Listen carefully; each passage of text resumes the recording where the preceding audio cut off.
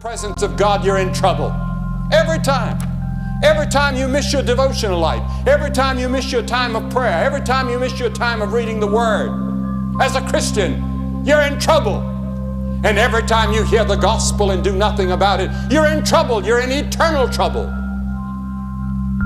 Because living inside of your body is a spirit, and that spirit lives forever, either in heaven or hell. And you're taking a chance every time you hear the gospel and do nothing about it. Adam and Eve fled from God's will. They rebelled against God, and the human race is suffering the effects today. Samson was raised up of God, a mighty man, a strong man, a man of God who had taken the Nazirite vow. But sin led him astray. And finally, he was blinded, put in prison, and ground at the mill wheel. David, the man after God's own heart, also became guilty of sin. He became guilty of adultery and guilty of murder. And he suffered for it the rest of his life. God forgave him, but the scars remained. And many of you are trying to flee from God tonight. You know that you need a personal relationship with Christ. Many of you go to church. Most of you, I imagine, in this audience tonight, go to church. Most of you have been baptized, or you've been confirmed, or whatever in your church.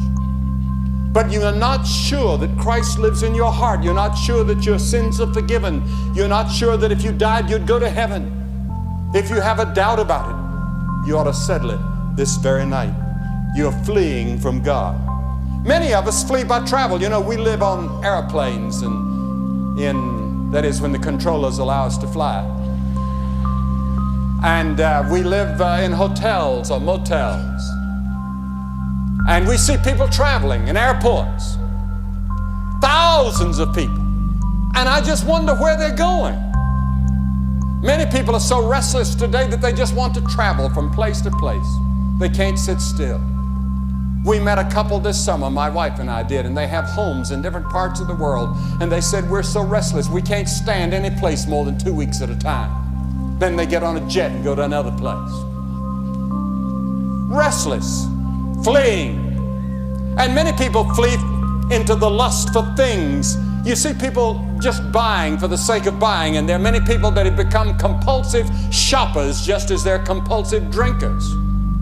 Have to buy. Cannot have any money in their pocket. They have to spend it. Every time you flee from the presence of God, you're in trouble. Every time.